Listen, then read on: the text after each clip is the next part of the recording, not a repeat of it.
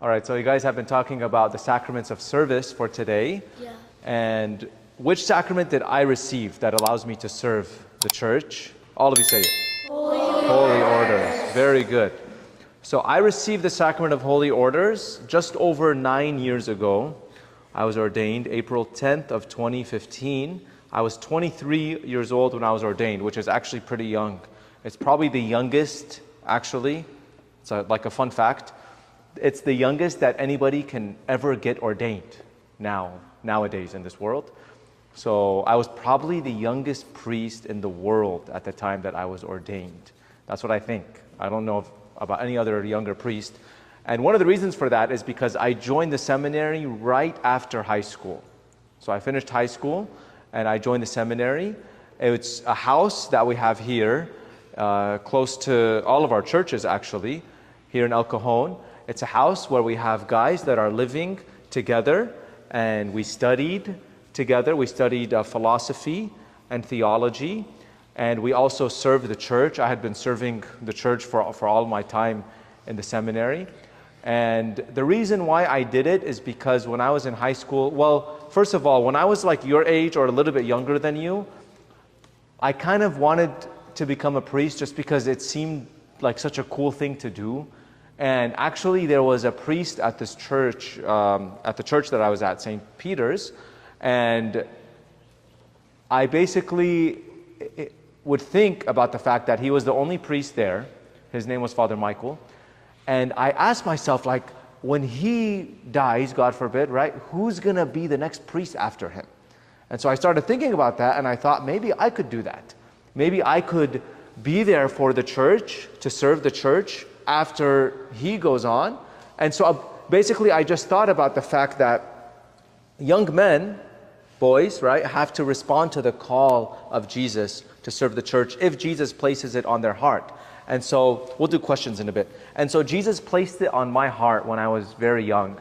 It kind of left me a little bit when I was in middle school and high school, but it came back later in high school, like the desire for the priesthood. It came back later because I was getting so involved in the church, and I realized that there were people that were in such need of Jesus and of His grace and of learning about Him and of experiencing Him. And I experienced Jesus in a very real and beautiful way in my life, and I wanted to share that experience with other people. And so right after high school, I ended up joining the seminary. Now I've been a priest for about 9 years, and I love being a priest.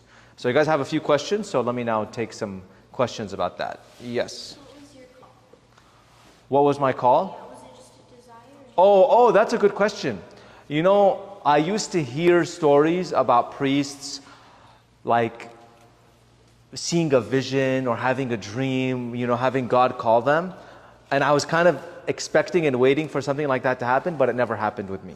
It was just a desire that was in me that I kind of, you know, lived out in my life, and I responded to the desire to get closer to Jesus, and through that, it just kept on growing, and I just realized that this is maybe something I should give it a try, because if I don't give it a try, I would probably regret it. That's what I thought in my life. But you want to have visions? No, I just thought that the visions were going to come. Like, that was my understanding of it at the time. Yes, Mary Bob. What's my favorite part about being a priest? That's a great question. And it was actually something that I used to think about before I became a priest, where I would have friends that would be maybe far from Jesus and far from the church, and I would teach them about it. And they would reach a point, for example, there would be guys that haven't gone to confession in a very long time, and I would teach them about it, and they would say that they're ready to go to confession. And then it would be hard for me to find a priest to get them to go to confession. And so I just wished that I could just do it right away, you know? So that's one of my favorite parts about being a priest. There's a lot of beautiful things about it, but one of my favorite parts is that I'm like used by Jesus as an instrument to give His grace at any time. And so I can, you know, give people the sacrament, not only here at church, but anywhere if they seek it. So that's pretty cool. It's kind of like a superpower, but it's like the grace of God working through me, you know? Me? Yeah, go ahead. How can you tell if God's trying to tell you something? How can you tell if God's trying to tell you something?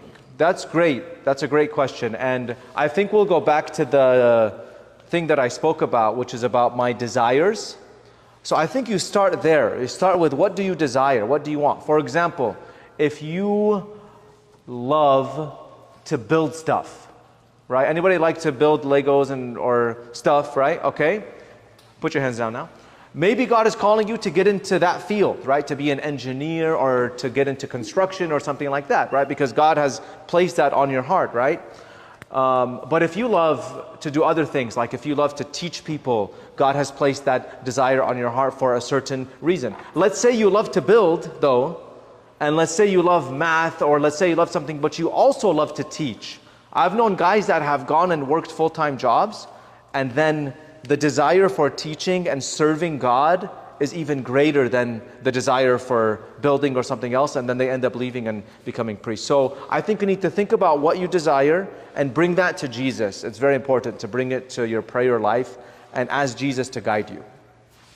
I thought sometimes you get a call or a guide from God to either be a nun or a priest or a deacon, and but some of the people, they might not want to do that. They might not want to be a priest.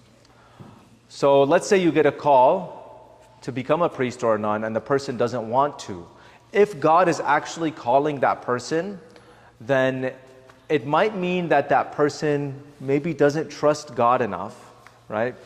Maybe the person is scared, and it is kind of scary to you, like you have to sacrifice so much in your life to become a priest or a nun. It is kind of scary, but I hope that that person can keep on trusting in God. And I think the more you pray, the more you develop in your relationship with Jesus, you go to Mass and you go to confession and you read the Bible, the more Jesus is going to help you to trust Him.